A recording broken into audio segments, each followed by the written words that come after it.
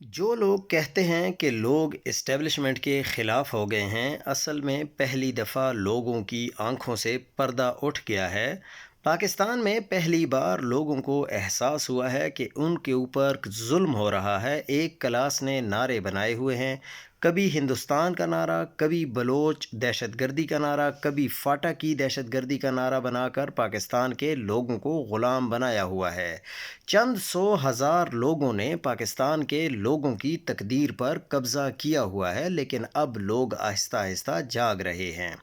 جب ہمارے دوست یا بھائی کو سیدھی گولیاں ماری جائیں، ہمارا ووٹ چوری کیا جائے، ہمارے لیڈر کو جیل میں ڈالا جائے، اس کی بیوی تک کو نہ بخشا جائے اور عدت میں نکاح جیسا انسانی تاریخ کا گھٹیا ترین مقدمہ بنایا جائے، اور جب ہم سے بولنے، اپنا نمائندہ چننے اور جینے کا حق تک بھی چھین لیا جائے، تو پھر ہمیں یہ بھی مت بتایا کرو کہ ہمارا ریئیکشن کیا ہونا چاہیے اور کیا نہیں۔ ہم بھی انسان ہیں، پتھر نہیں ہیں۔ زخم ہوں گے تو درد بھی ہوگا اور غصہ بھی ہوگا، یہ فطری عمل ہے۔ جو لوگ بلوچستان میں غلط کام کر رہے ہیں، ہمیں کبھی بھی ان کے سر پر کھڑے نہیں ہونا چاہیے، چاہے وہ کوئی بھی ہے اور کسی بھی طرح سے کہیں سے بھی ان کا تعلق ہے۔ اگر وہ کچھ غلط کر رہے ہیں اور حکومت کے خلاف کر رہے ہیں اور لوگوں کے ساتھ ظلم و زیادتی کر رہے ہیں، تو وہ چاہے کوئی بھی ہو، اس کو اس کا سبق سکھانا ضروری ہے۔ وہ یہ بھی بتائیں کہ جب ہمارے گھروں میں، یعنی جو پی ٹی آئی کے لوگ ہیں اسپیشلی، ان کے گھروں میں لاشیں گریں، جب نہتے لوگ مارے گئے، تب ان کی حب الوطنی کہاں سو رہی تھی؟ تب کیوں نہیں کہا گیا کہ ہر جان قیمتی ہے؟ تب کیوں نہیں آپ کے ضمیر روئے؟ ہمیں شہادت کا احترام سکھانے والے پہلے یہ بتائیں کہ ووٹ چوری حب الوطنی ہے یا جرم ہے؟ گولی مارنا حب الوطنی ہے یا دہشت گردی ہے؟ عدالتوں کو تماشا بنانا حب الوطنی ہے یا ریاستی بدماشی ہے؟ اگر کوئی بھی کسی بھی طرح سے کوئی ظلم کرتا ہے تو کیا وہ ظلم جائز ہے یا نہیں؟ کیا عام آدمی سے اخلاقیات کی امید منافقت ہے؟ یہ پھر اگر کوئی بندہ یہ کہے کہ کسی کو تو مکمل طور پر اختیار حاصل ہے کہ وہ کچھ بھی کرے، لیکن دوسرا جو عام شخص ہے اس کے پاس کوئی اختیار نہیں ہے، دونوں انسان برابر ہیں اور دونوں کا ایک دوسرے کے اوپر احترام کرنا فرض ہے۔ حب الوطنی زبردستی نہیں کروائی جاتی، یہ انصاف سے جنم لیتی ہے۔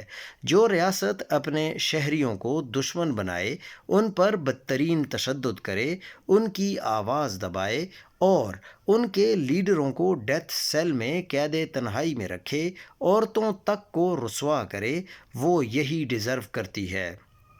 ہمیں تمہارا لیکچر نہیں چاہیے، ہمیں انصاف چاہیے، اور جب تک ہمیں انصاف نہیں ملے گا، کسی بھی معاشرے میں جب تک انصاف نہیں ہوگا، تب تک ہماری خاموشی، ہمارا غصہ، ہمارا رد عمل سب جائز ہے۔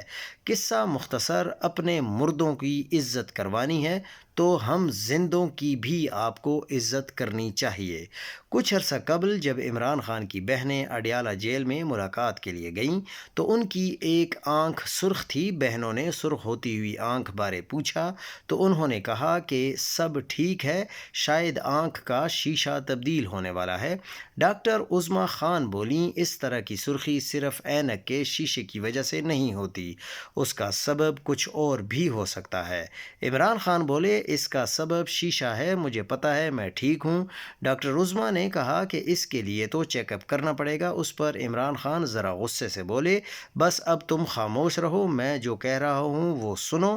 بہن نے اگلی بات کرنے کی کوشش کی تو علیمہ خان نے ان کا ہاتھ دبا کر روکنا چاہا، مگر وہ بولیں، جس پر عمران خان نے زیادہ سختی سے کہا، میں بالکل ٹھیک ہوں، بس تم میری بات سنو۔ یہ واقعہ سناتے ہوئے مجھے علیمہ خان نے بتایا کہ عمران خان نے بچپن میں بھی کبھی اپنی بیماری یا درد کا شور نہیں مچایا تھا۔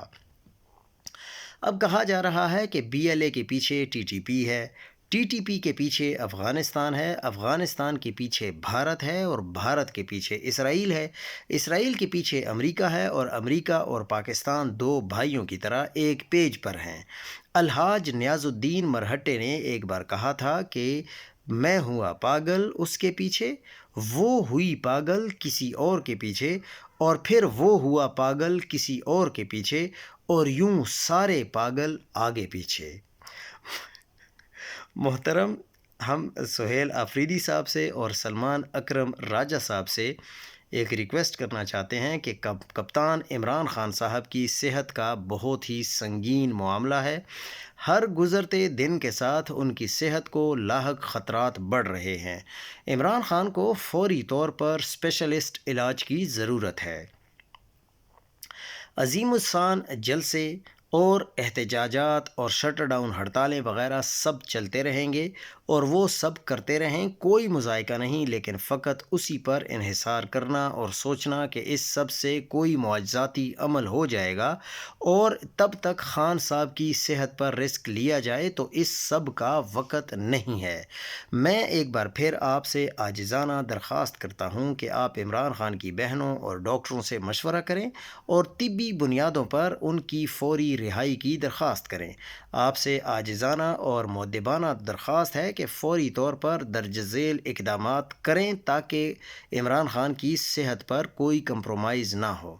برائے مہربانی عمران خان کی طبی بنیادوں پر فوری رہائی کے لیے خیبر پختونخوا اسمبلی میں قرارداد پاس کریں۔ دوسرا یہ کہ براہ کرم اسپیکر قومی اسمبلی اور سینٹ سے بھی بات کریں اور ان سے درخواست کریں کہ وہ قومی اسمبلی اور سینٹ میں عمران خان کی طبی بنیادوں پر فوری رہائی کی قرارداد کو پیش کرنے کی اجازت دیں۔ اسپیکر پنجاب اسمبلی سے بھی یہی درخواست کریں۔ مذکورہ بالا کے علاوہ براہ کرم Peshawar high court, Sindh high court, Lahore high court, Islamabad high court اور سپریم کورٹ میں طبی بنیادوں پر عمران خان کی فوری رہائی کے لیے ایک پٹیشن دائر کر دیں۔ کم از کم مذکورہ بالا تمام کام کریں جو ایک سیاسی جماعت اور سیاستدان عمومی طور پر کرتے ہیں۔ فقط بڑے صاحب کھیلنے سے کوئی نتیجہ جو پیش رفت ہے وہ نہیں ہوگی۔ تھوڑا کام سیاسی میچورٹی والا بھی اور رسمی لکت پڑت والا بھی کریں۔ یہ بھی پاکستانی نظام میں کرنا بہت ضروری ہوتا ہے اور ان کاموں کو ہرگز نظر انداز نہ کریں۔ خان صاحب کی صحت سے متعلق ایمرجنسی کو سمجھیں اور عمران خان کی میڈیکل گراؤنڈ پر فوری رہائی کا بندوبست کروائیں۔ آپ کو کپتان عمران خان کے لیے اس نظام میں سے گنجائش نکالنی پڑے گی۔ کپتان کو فقط حالات کے رحم و کرم پر نہیں چھوڑنا چاہیے، یا کسی وڈے سرپرائز کے لارے پر رکھنا، یا قوم کے از خود وڈے انقلاب کے انتظار میں بیٹھنے سے کپتان کو ان طبی حالات میں جیل میں قید تنہائی میں رکھنا ہرگز قابل قبول نہیں ہے۔ خدا نخواستہ خان صاحب کی جان جانے سے قوم کو کیا فائدہ اور حاصل وصول کیا ہوگا؟ وہ قوم کی امید ہیں، وہ آپ کے لیے بھٹو ثابت نہیں ہوں گے، اور آپ سب کی سیاسی کلیاں پھڑک جانی ہیں، کیونکہ ووٹر صرف عمران خان سے وابستہ ہے۔ ہمیں کپتان سے بہت پیار ہے، ہم ان کو ایسے حالات میں نہیں دیکھ سکتے۔ امید ہے کہ آپ کچھ مؤثر عملی اور نتیجہ خیز اقدامات اٹھائیں گے۔